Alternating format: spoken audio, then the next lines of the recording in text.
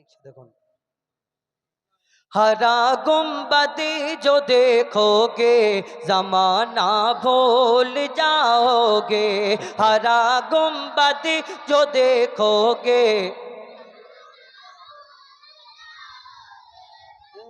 विशाल तो इधर जोरे बोलो।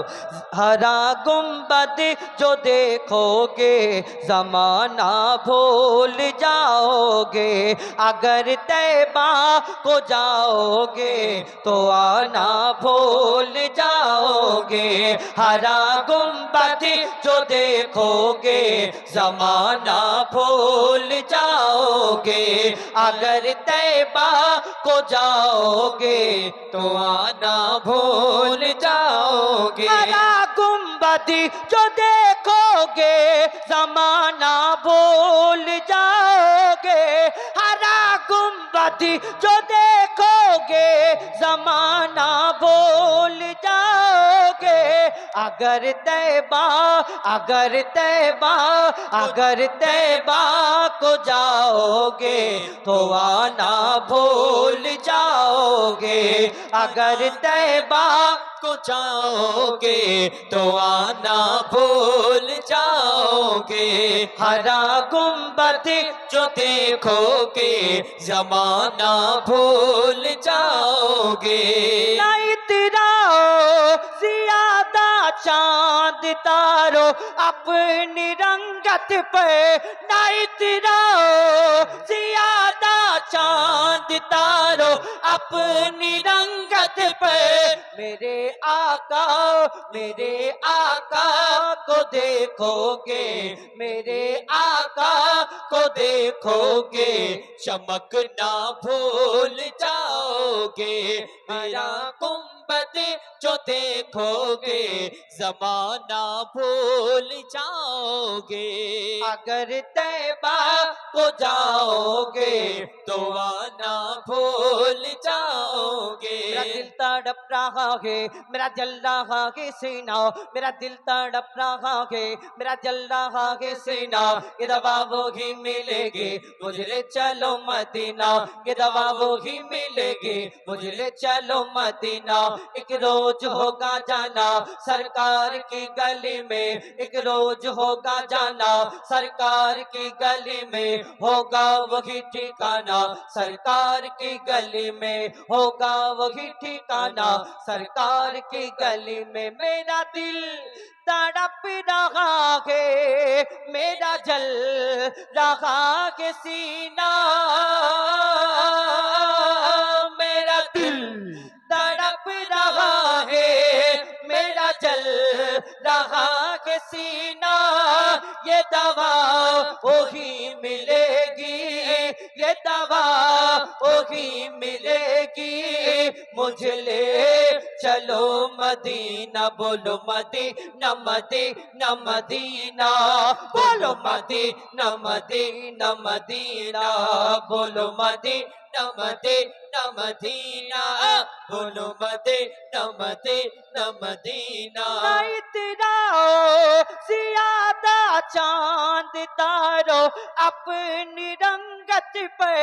ना इतराओ ज्यादा चांद तारो अपनी रंगत पे। मेरे आका को देखोगे चमक ना भूल जाओगे। मेरे आका को देखोगे चमक ना भूल जाओगे। हरा गुम्बद जो देखोगे जमाना भूल जाओगे। अगर तैबा को जाओगे तो आना भूल जाओगे। नारे तकबीर।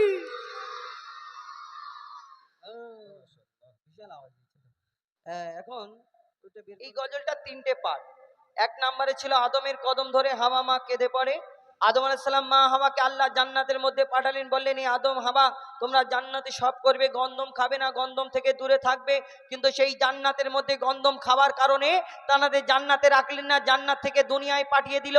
প্রথমে জান্নাতি পোশাকটা খুলে নেওয়া হলো, জান্নাতের মধ্যে ওই গাছের কাছে যায়, এই গাছের কাছে যায়, দুটো পাতা দাও, একটা গাছ পাতা দিল, কারোকে একজনকে 5টা পাতা দিল, একজনকে 3টে পাতা দিল। কিন্তু জান্নাত থেকে যখন দুনিয়ার মধ্যে আসলো কোথায়, পিতা আদমকে পাঠিয়েছিলেন শ্রীলঙ্কায়, মা হাওয়াকে পাঠিয়েছিলেন জেদ্দায়, তাদের মিলন হলো আরাফাতের ময়দানে। তারপরে তাদের বাচ্চা কাচ্চা হলো। কেমন বাচ্চা হলো? জোড়া জোড়া বাচ্চা হয়েছিল, একটা ছেলে একটা মেয়ে, একটা ছেলে একটা মেয়ে। কিন্তু জোড়া জোড়া বাচ্চা কেন হলো? এই দুনিয়াতে তাদের ভাই বোনের বিয়ে দেওয়ার হুকুম দিল আল্লাহ। আমাদের ভাই বোনের বিয়ে হয় না, তাদের ভাই বোনের বিয়ে দেওয়ার হুকুম দিল আল্লাহ। হুকুম দিল হাবিলের বোনের সঙ্গে কাবিলের বিয়ে, কাবিলের বোনের সঙ্গে হাবিলের বিয়ে। হাবিল কাবিল, সুমাইয়া, আকলিমা, লিজা, সে অনেক। কিন্তু এই আল্লাহ যখন হুকুম দিল, তখন হাবিল কাবিল আবার যখন বিয়ের হুকুম আল্লাহ দিল, আদম নবী যখন বলল, তখন হাবিলের বোনের সঙ্গে কাবিলের বিয়ে হবে, কাবিলের বোনের সঙ্গে হাবিলের বিয়ে হবে। কিন্তু কাবিলের বোনটা ছিল সুন্দরী, হাবিলের বোনটা ছিল কালো। কাবিল চিন্তা করলে, আমার সুন্দরী বোন ওকে দিয়ে, ওর কালো মতো বোন আমি কেন বিয়ে করি? কেউ সুন্দরী বাদ দিয়ে কালো মতো নেবে? নেবে না। কিন্তু আবার আল্লাহকে বলল, আল্লাহ কি হবে? আল্লাহ সেদিন বলল, তোমার সন্তানদের কুরবানি করার হুকুম দাও, যার কুরবানি কবুল হবে সে সুন্দরী পাবে। এই কুরবানি কিন্তু কেমন করে বুঝবে কুরবানি কবুল হলো? কার কথা বিশ্বাস করবে? সেই সময় একটা নিয়ম ছিল, আল্লাহর তরফ থেকে একটা আগুনের হলকা মতো আসবে, যে কুরবানিটা কবুল হবে সেটা পুড়ে ছারকার হয়ে যাবে, মনে করে এটা কবুল হবে। হাবিলের কুরবানি কবুল হয়ে গেল। আর এখন যদি ওইরকম কুরবানির ব্যাপার থাকতো, কত গরু পড়ে থাকতো, মোষ পড়ে থাকতো, আল্লাহ আকবার বলে চালিয়ে দিচ্ছি, কিন্তু ভিতরে অন্য কিছু চলছে। যাই হোক, এই হাবিল কাবিল প্রশ্ন করে, বলো তোমরা আমাদের বাপ মা, তোমরা আমাদের জন্ম দিয়েছো, কিন্তু তোমাদের কে জন্ম দিলেন? তোমাদের আব্বা মাকে আব্বা জন্ম দিয়েছেন, কে দুধ পান করেছেন, লালন পালন করেছেন? পিতা আদম, মা হাওয়া। কি উত্তর দেয় কবি ছন্দের মাধ্যমে লিখছে, দেখুন। হাবিল কাবিল প্রশ্ন করে হাওয়া আদমকে, তোমরা মোদের বাপ মা, তোমাদের মা বাপকে। হাবিল কাবিল প্রশ্ন করে হাওয়া আদমকে, তোমরা মোদের বাপ মা, তোমাদের মা বাপকে। বলো গো মোদের, বলো কি তাদের নাম ছিল? বলো গো মোদের, বলো কি তাদের নাম ছিল? মোদের দাদা দাদি নানা নানি আছে কোথায়? প্রশ্ন শুনে আদম হাওয়া হলো অবাক গো। হাবিল কাবিলকে তারা কি দেবে জবাব গো? দুজনে আল্লাহ বলে সিজদাতে যায় চলে, দুজনে আল্লাহ বলে সিজদাতে যায় চলে। বলে মাসুম ছেলে মোদের কাছে একই জানতে চায়। হাবিল কাবিল প্রশ্ন করে হাওয়া আদমকে, তোমরা মোদের বাপ মা, তোমাদের মা বাপকে। তারপর কি লিখছে দেখুন, ওই বলছে আদম, শোন তোরা শোন, মানব জাতির মাঝে সৃষ্টি আমি প্রথম। মোর পাজিরার ঘাড়ে খোদা হাওয়াকে গড়ে, আর গন্ধম খেলাম দুনিয়ায় এলাম জান্নাত ছেড়ে। মোদের কেউ জন্ম দেয়নি, মানে মায়েরই দুধ খায়নি। মোদের কেউ জন্ম দেয়নি, মানে মায়েরই দুধ খায়নি। পাইনি মোরা মা বাপের ভালোবাসা, মোদের নেই বাপ মা, মোরা এতিম দুজনা। মা বাপ কি মোদের জানা হলো না? দুজনে এতিম মিসকিন, নেই মোদের মা বাপের ঋণ। দুজনে এতিম মিসকিন, নেই মোদের মা বাপের ঋণ। তাই মানব জাতির পিতা মাতা মোরা দুজনা। হাবিল কাবিল প্রশ্ন করে হাওয়া আদমকে, তোমরা মোদের বাপ মা, তোমাদের মা বাপকে।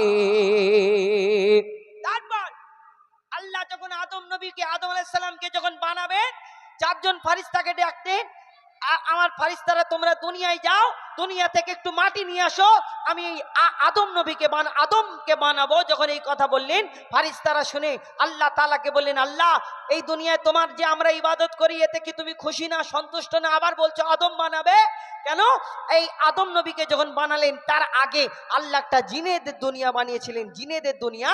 আবার ফারিস্তারা বললেন যে আল্লাহ তুমি তো এই দুনিয়ায় জিনেদের দুনিয়া বানালেন, জিনেরা তোমার ইবাদত করলো না, আবার তুমি জিনেদের ধ্বংস করে দিতে বললে, ধ্বংস হয়ে গেল। আবার বলছো আদম বানাবে, সে কেমন হবে, তোমার ইবাদত করবে কিনা জানি না। আল্লাহ তখন সেদিন বললেন, ইয়া আমার ফারিস্তারা, আমি যা জানি তোমরা তা জানো না, তোমরা দুনিয়ায় যাও, মাটি নিয়ে আসো। তিনজন ফারিস্তা পর পর এসে ফিরে গেল, এই তিনজনা মাটি নিয়ে যেতে পারলো না। চতুর্থ নাম্বারে ওই আজরাইল আলাইহিস সালাম জানাকে জান কবজ করার দায়িত্ব দিলেন। আজরাইল আলাইহিস সালাম তিনি মাটি নিয়ে গেলেন, আল্লাহ সেদিন তাকে জান কবজ করার দায়িত্ব দিলেন। কিন্তু এই মাটি নিয়ে যাওয়ার পরে আল্লাহ পাক রব্বুল আলামিন আদম নবীকে বানাবেন। তারপর কি হয় কবি ছন্দের মাধ্যমে লিখছে, দেখুন। দিল আল্লাহ আওয়াজ, শোনো শোনো সব আজ, ওমর আল্লাহ যখন বলে গড়বো আদম, ফারিস্তারা শুনে বাধা দিয়েছে তখন, বলে ও গো আল্লাহ পাক, তুমি গড়েছো জিনজাত, উৎপাত করে তারা করে না ইবাদত। কি হবে গড়ে আদম, সে কি আর মোদের মতন, কি হবে গড়ে আদম, সে কি আর মোদের মতন, কি জানি দেখতে কেমন তার রূপ চেহারা, খোদা বলে আমি জানি তোমরা জানো না, খোদা বলে আমি জানি তোমরা জানো না, আদম সৃষ্টি করা আমার আসল বাসনা, আমি যে গড়ব আদম সে মাখলুকে সর্বোত্তম, আমি যে গড়ব আদম সে মাখলুকে সর্বোত্তম, আমি নিজের সেরা সৃষ্টি দেখব আদম চেহারায়। হাবিল কাবিল প্রশ্ন করে হাওয়া আদমকে, তোমরা মোদের বাপ মা তোমাদের মা বাপকে। তারপর কি হলো, আল্লাহ তাআলা আদম নবীর দেহটা বানানোর পরে আল্লাহ তাআলা আবার সব ফারিস্তাকে ডাকিয়ে, আমার ফারিস্তারা তোমরা এসো, আমার ওই আদমকে তোমরা সিজদা করে নাও, সকল মিলে সিজদা করে নাও। আল্লাহর হুকুম সবাই মেনে নিল, সবাই আদম নবীকে সিজদা করে নিল। মাটির আদম আল্লাহ পাক রব্বুল আলামিন যখন বানালেন, কিন্তু একজন ওই সিজদা করলো না, যার নাম হলো আজাজিল, যাকে ফারিস্তাদের সর্দার বলা হতো। কিন্তু এই আজাজিলটা কে ছিল? এই আজাজিল যদি ফারিস্তাদের সর্দার হয়, আল্লাহর হুকুম কেন মানলো না? আজাজিলটা ছিল সেই যে জিনেদের মধ্যে যে দুনিয়াটাকে ধ্বংস করা হলো, জিনেদের সবাই শেষ হয়ে গেল, তাদের মধ্যে একটা ছোট্ট বাচ্চা বেঁচে রয়ে গেল। এই বাচ্চাটা ইবাদত করতে করতে কম বেশি 6 লক্ষ বছর ধরে ইবাদত করার পরে, যার নাম হলো আজাজিল, যাকে ফারিস্তাদের সর্দার বলা হতো, কিন্তু তার মনে এই অহংকারটা ছিল, আমি জিন জাত, আমি আগুনের সৃষ্টি, আমি এই মাটির আদম মাটির পুতুলকে সিজদা করবো, এটা কেমন করে হয়? আল্লাহ সেদিন আর আজাজিলকে আজাজিল ডাকলো না, সেদিন তাহলে আজাজিলকে কি করে দিল? শেষ কথায় লিখছে, দেখুন। দিল আল্লাহ আওয়াজ, শোনো শোনো সব আজ, দেখো আমার গড়া সৃষ্টির সেরা মাখলুকের তাজ, এ মোর সাধেরই আদম, একে গড়েছি এমন, সারা কায়নাতের জ্ঞান তার মাঝেতে গোপন, আদমকে তাওয়াব করে নে তোরা সিজদা করে, আদমকে তাওয়াব করে নে তোরা সিজদা করে, এ সুযোগ দিলে ছেড়ে পাবি অভিশাপ।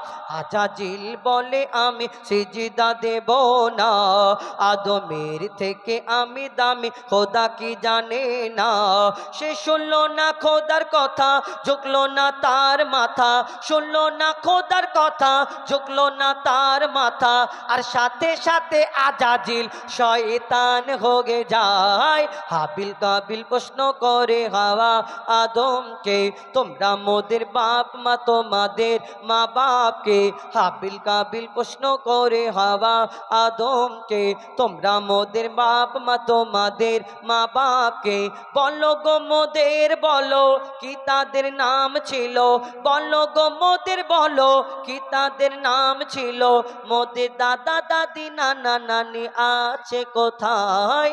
হাবিল কাবিল প্রশ্ন করে হাওয়া আদমকে, তোমরা মোদের বাপ মা তোমাদের মা বাপকে। শুনলেন, আমি আপনাদের সম্মুখে তুমি আল্লাহর নূরে ফুল, মোর মুহাম্মদ রাসূল, তুমি আল্লাহর নূরে ফুল, মোর মুহাম্মদ রাসূল, তুমি আল্লাহর নূরে ফুল, মোর মুহাম্মদ রাসূল, ছিলে আরশে আলায় এলে মাটির ধরায়, ছিলে আরশে আলায় এলে মাটির ধরায়, সবারে বাঁচাতে আজ উড়ছে তোমার নামের পতাকা সারা দুনিয়াতে তুমি আল্লাহর নূরে ফুল মোর মোহাম্মদ রাসূল তুমি আল্লাহর নূরে ফুল মোর মোহাম্মদ রাসূল ছিলে আরশে আলায় এলে মাটির ধরায় ছিলে আরশে আলায় এলে মাটির ধরায় সবারে বাঁচাতে আজ উড়ছে তোমার নামের পতাকা সারা দুনিয়াতে তুমি আল্লাহর নূরে ফুল মোর মোহাম্মদ রাসূল তুমি আল্লাহর নূরে ফুল মোর মোহাম্মদ রাসূল। অতি মূল্যবান কথায় রাসূল পাক সাল্লাল্লাহু আলাইহি সাল্লাম দিন ইসলামটাকে কত কষ্ট করে কত রক্ত ঝরিয়ে তারপরে দিন ইসলামটাকে প্রতিষ্ঠিত করেছিলেন। অতি মূল্যবান কথাই কবি লিখছেন শোন। তুমি দিলে বহু পরীক্ষা তুমি দিলে বহু পরীক্ষা তার করা যাবে না ব্যাখ্যা যত জ্ঞানী গুণীরা নিল তোমার কাছে শিক্ষা তোমার সফল কথা পাকা পাকা তোমার সফল কথা পাকা রাসূলুল্লাহ গো তুমি সাচা যত হনে তুমি কারো কাছে চাওনি তো প্রাণের ভিক্ষা কে গো মেরেছে পাথর কে গো দিয়েছে জোহর কে গো মেরেছে পাথর কে গো দিয়েছে জোহর করেছো সবর দিলে পে ওই দৃশ্য দেখে বেদিন সবাই এসেছে দিনেতে তুমি আল্লাহর নূরে ফুল মোর মোহাম্মদ রাসূল তুমি আল্লাহর নূরে ফুল মোর মোহাম্মদ রাসূল। অতি মূল্যবান কথায় হযরত উমর ফারুক রাদিয়াল্লাহু তাআলা আনহু তার সম্পর্কে সাহাবারা বর্ণনা করছে যখন উমর ফারুক দিনের কলমা পড়ে মুসলমান হননি আবু জেহেলের কথায় আমার আপনার নবীকে মারার জন্য যাচ্ছিলেন আর রাসূল পাক সাল্লাল্লাহু আলাইহি সাল্লাম আল্লাহ পাকের দরবারে দুহাত তুলে ফরিয়াদ করলেন আল্লাহ পাক উমরের মতো একজন মানুষ ইসলামে প্রিয়জন আল্লাহ পাক সঙ্গে সঙ্গে তার দোয়াকে কবুল করেছিলেন। অতি মূল্যবান কথাই কবি লিখছেন শোন। বলে উসমান আলী আবু বকর বলে উসমান আলী আবু বকর আগে এমন ছিল ওমর যারে বলতো তারে মেরে দিত তালোয়ার ওই আবু জেহেল দৌরাচার ওমর কে ডেকে বল বারবার ওই আবু জেহেল দৌরাচার ওমর কে ডেকে বল বারবার মোহাম্মদ কে যদি মারতে পারো যা চাইবে দেব বেসোমর রাজি হয়ে গেল নবীকে মারতে গেল রাজি হয়ে গেল নবীকে মারতে গেল গিয়ে নবীজির কাছে তলোয়ার ফেলে দিয়ে বলে ওমর কাঁদিতে কাঁদিতে তুমি আল্লাহর নূরে ফুল মোর মোহাম্মদ রাসূল তুমি আল্লাহর নূরে ফুল মোর মোহাম্মদ রাসূল। অতি মূল্যবান কথাই কবি লিখছেন আমার আপনার নবীকে আল্লাহ পাক শ্রেষ্ঠ নিখুঁত নির্ভুল নবী করে এই দুনিয়ার মধ্যে পাঠিয়েছেন। অতি মূল্যবান কথাই সেই নবীর সম্পর্কে লেখক আরো কে লিখছেন শোন।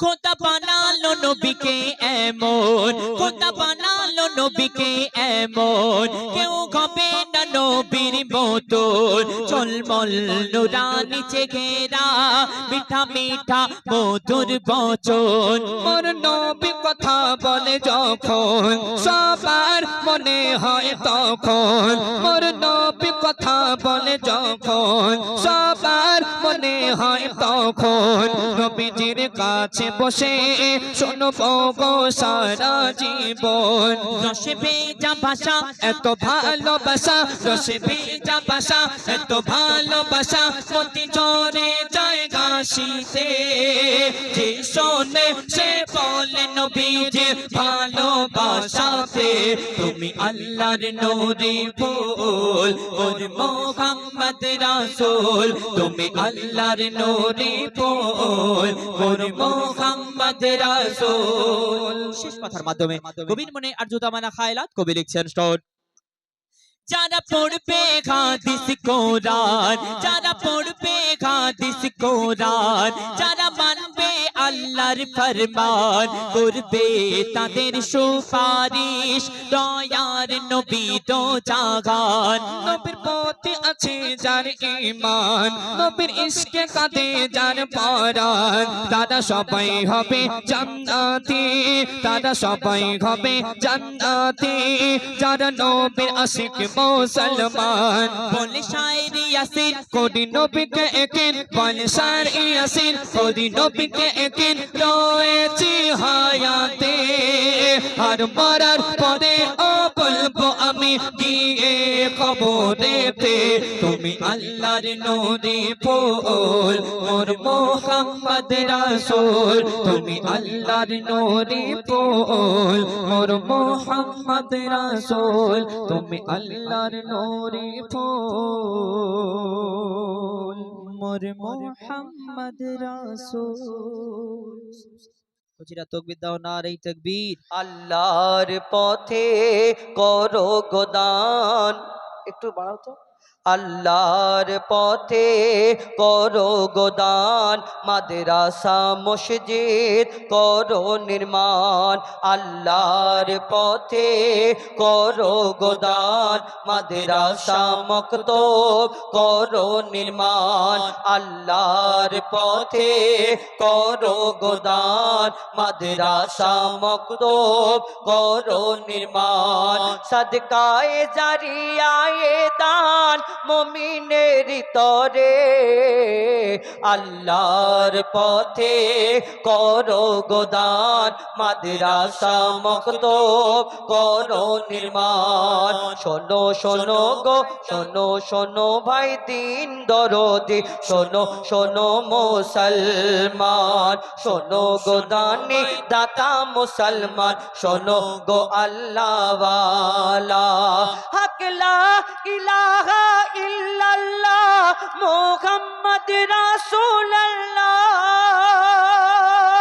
বলছে কোরআন করে যারা দান তাদের সম্মান দেয় আল্লাহ, ওগো তাদের সম্মান দেয় আল্লাহ। দানীদের মর্তবা তাই সকলের উপরে, আল্লাহর পথে করো গোদান, মাদ্রাসা মক্তব করো নির্মাণ। আল্লাহর পথে করো গোদান, মাদ্রাসা মক্তব করো নির্মাণ। দানীদের তরে ফেরেশতারা আল্লাহর কাছে দোয়া করে, দানির তরে ওই ফেরেশতারা আল্লাহর কাছে দোয়া করে। দানির রোজি ও রোজগারেতে আল্লাহ পাকের রহমত ঝরে। আমরা এই যে দান করি, এই মুসলমান না কত জাকাত ফিতরা কত লক্ষ লক্ষ টাকা আমরা দান করে দিই, কিন্তু কোনোদিন দেখেছেন কোনোদিন শুনেছেন এই দানীদের ওই যে দানটা 1 লক্ষ টাকা দান করে দিল সে গরিব হয়ে গেল না? যত দান করবে দেখবেন তত আস্তে আস্তে আস্তে আস্তে আল্লাহ তাকে আরো এমন দিক থেকে দিয়ে দেবে। এই আমরা শুনেছি 1 টাকা দান করলে 70, এই 1-এর বদলে 70 পাওয়া যায়। হযরতে আলী কারামাল্লাহু ওয়াজহু তার একটি ঘটনা আপনারা শুনেছেন, ওই যে আম্মা ফাতেমার যে চাদরটা নিয়ে ওই বাজারে গেল, আবার ওই বাজারে বিক্রি করে দেওয়ার পরে সেই 70-এ 1-এর বদলে 70 দিয়েছিল। এবং একটা উটের ঘটনা আপনারা শুনেছিলেন, যে রাস্তায় আস্তে আস্তে ওই যে চাদরের যে টাকা চাদরটা বিক্রি করতে গেল, কিন্তু আস্তে আস্তে আস্তে আস্তে দেখছে একটা সুন্দর উট নিয়ে একজনা দাঁড়িয়ে আছে। বলে, আলী তুমি এই উটটা তুমি কি কিনবে আমার কাছ থেকে? বলে, না আমার কাছে তো তেমন কিছু নেই, আমার কাছে তেমন কিছু নেই। কিন্তু সেই চাদরটা যখন বিক্রি করে আসছিল, যে টাকাটা পেয়েছিল সেই টাকাটা একটা রাস্তায় সওয়ালি এসে দাঁড়ালো, আলী আমার খাবার মতো কিছু নেই, আমাকে যদি একটু দিয়ে দাও তাহলে আমি বড় উপকৃত হবেও, আমাকে একটু দিয়ে দাও। সে দান করে দেওয়ার পরে হযরতে আলী কারামাল্লাহু ওয়াজহু তারপরে কিছু দূরে এসে দেখছে একটা উট একজন নিয়ে দাঁড়িয়ে আছে। আর সেই উটটাকে বলছে, উটের মালিক বলছে, আলী তুমি আমার উটটা কিনবে? বলে আমার কাছে তেমন কিছু নেই, কিন্তু এই উটটা যখন কিনবে এই কথা বলার পরে বলছে ঠিক আছে তুমি পরে আমাকে দিয়ে দিও, তুমি উটটা নিয়ে যাও। কিন্তু যেই টাকা দিয়ে কিনেছিল ওই উটটা যখন নিয়ে যেতে যেতে যেতে যেতে কিছু দূরে গিয়ে দেখছে আর একজন বলছে তুমি উটটা বিক্রি করবে, তোমাকে এত টাকা দেবো, মানে তার থেকে বেশি 70 গুণ বেশি দাম পাচ্ছে। এবং সেই উটের যে টাকাটা পেল আবার তাকে মিটিয়ে দিয়ে দেখছে যে যে যে চাদরের টাকাটা দান করেছিল তার থেকে 70 গুণ টাকা নিয়ে হযরতে আলী ঘরে পৌঁছে গেল। হ্যাঁ, আল্লাহ এই যে দানের কি ফাজিলাত আপনারা সকলে জানেন। তো এই যে দান যদি আমরা করি আল্লাহ আমাদের কোনোদিন কমি রাখবে না। কবি ছন্দের মাধ্যমে লিখছে দেখুন, দানির তরে ওই ফেরেশতারা আল্লাহর কাছে দোয়া করে, দানির রুজি ও রোজগারেতে আল্লাহ পাকের রহমত ঝরে, দানির রুজি ও রোজগারেতে আল্লাহ পাকের রহমত ঝরে, দানির মনের সকল আশা দেবে পূরণ করে, দানির মনের সকল আশা গো, দানির মনের সকল আশা দেবে পূরণ করে, আল্লাহর পথে করো গোদান, মাদ্রাসা মক্তব করো নির্মাণ, আল্লাহর পথে করো গোদান, মাদ্রাসা মক্তব করো নির্মাণ। সাগর থেকে যদি তোলো পানি ওই সাগর কোনো দিন শুকিয়ে যাবে না। 100 টাকা আছে, আমি 10 টাকা যদি দিনের পথে আল্লাহ রাস্তায় যদি দান করে দিই তাহলে 100 জায়গায় আমার 90 থাকবে, কমবে না। কিন্তু আমার কিন্তু আল্লাহ ওই যে তুমি 10 টাকা দিলে ওই 10-এর বদলে তুমি কিন্তু অন্য দিক থেকে আল্লাহ তোমাকে যে কোনো দিক থেকে তোমাকে দিয়ে দেবে। কবি ছন্দের মাধ্যমে লিখছে দেখুন, সাগর থেকে যদি তোলো পানি ওই সাগর কোনো দিন শুকিয়ে যাবে না, দিনের প্রতি দান করো দানি ওই অর্থ কোনো দিন শুকিয়ে ফুরিয়ে যাবে না, সাগর থেকে যদি তোলো পানি ওই সাগর কোনো দিন শুকিয়ে যাবে না, দিনের প্রতি দান করো দানি ওই অর্থ কোনো দিন ফুরিয়ে যাবে না, যতই খরচ করবে তুমি ততই যাবে ভরে, যতই খরচ করবে তুমি গো, যতই খরচ করবে তুমি যাবে ততই ভরে, আল্লাহর পথে করো গোদান, মাদ্রাসা মসজিদ করো নির্মাণ, আল্লাহর পথে করো গোদান, মাদ্রাসা মক্তব করো নির্মাণ, আল্লাহর পথে। আল হাদিসের আলো, আল কোরআনের আলো, আল হাদিসের আলো, নারে তাকবীর। আচ্ছা আমি একটা কথা বলবো, বলা যাবে? বলছি অনেক কথা, কিন্তু এই একটা কথা বলি এর মিডিলে, এই যে মাদ্রাসা, এই যে মক্তব, এই যে চলে আপনাদের, এই এই যে উন্নতির জন্য এই অনুষ্ঠান দেওয়া হচ্ছে, তাই তো হুজুর? এই মক্তব তো আমার কিন্তু একটা মাদ্রাসা আছে, আমি কিন্তু কোনোদিন আমরা কারোর কাছে, আপনারা দেখেছেন ইউটিউবের মাধ্যমে প্রত্যেক বছরে প্রায় 3-4টে ছেলে কোরআনে হাফেজ হয়, এবং আমরা এই মাদ্রাসার জন্য কোনোদিন শুনবেন না এবং কোনোদিন দেখবেন না যে আমরা আমাদের এই মাদ্রাসার জন্য কোনোদিন কারোর কাছে আমরা হাত পা দিই, টাকা পয়সা নিই। আমাদের এই ব্যাপার থাকে, আমি এবং আমাদের কিছু জন আছে, তো এই মাদ্রাসা কিন্তু চলে। কিন্তু আমি অনুরোধ করব, আমি কোনোদিন চাঁদাপত্র, আমি এই দিক থেকে খুব ভয় লাগে আমার। কেন? কোনোদিন চাঁদা পয়সা তুলে ভাববে এই যে চাঁদা তুলে খাওয়ার ধান্দা, বক্তারা বললে ভালো, কিন্তু শিল্পী অনেক অন্যরকম ব্যাপার থাকে, অনেক মানুষের চোখে খারাপ হয়। তো ওই কারণে আমি কোনোদিন এইসব চাঁদা পয়সা তোলার কোনো জায়গায় রিস্ক নিই না। তবে আমার হুজুররা বললেন যে এই যে মক্তব এবং এই উন্নতির জন্য আগে অনেক কাজ হয়েছে, অনেক সুন্দর উন্নতি হয়েছে। তো এর জন্য এই যে আমি যে দানের গজলটা বলছিলাম, এই কারণে যদি আপনারা এই মক্তব মাদ্রাসার জন্য কিছু সহযোগিতা করেন, সহযোগিতার হাত বাড়ান, তাহলে কি হবে, আরো ভালো হবে। আপনারা এই যে সুন্দর অনুষ্ঠান, সুন্দর মাহফিল উপভোগ করছেন, এবং এই মাদ্রাসা মক্তব যেখানে কোরআনের শিক্ষা হয়, এই কোরআনকে শিক্ষা করার জন্য এই যে মক্তব যদি আরো উন্নত হয়, এর জন্য আপনি যতদিন বেঁচে থাকবেন এবং যখন মারা যাবেন, কাল কিয়ামত পর্যন্ত কবরে শুয়ে শুয়ে এর ফায়দা কিন্তু পেতে থাকবেন। যতদিন কোরআন শিক্ষা হবে, এই কোরআন শিক্ষার জন্য যেখানে উন্নত হবে, সেই উন্নতিতে যদি আপনি 1 টাকাও দিয়ে শরিক হন, সামিল হয়ে থাকেন, এই 1 টাকার ফায়েজ, 1 টাকার বাদাওলাতে কাল কবরের মধ্যে অনেক আরামে থাকবেন। এটা আমি অনুরোধ করব যদি হয়। এবং অনেক জায়গায় কি দানের কথা বলে সব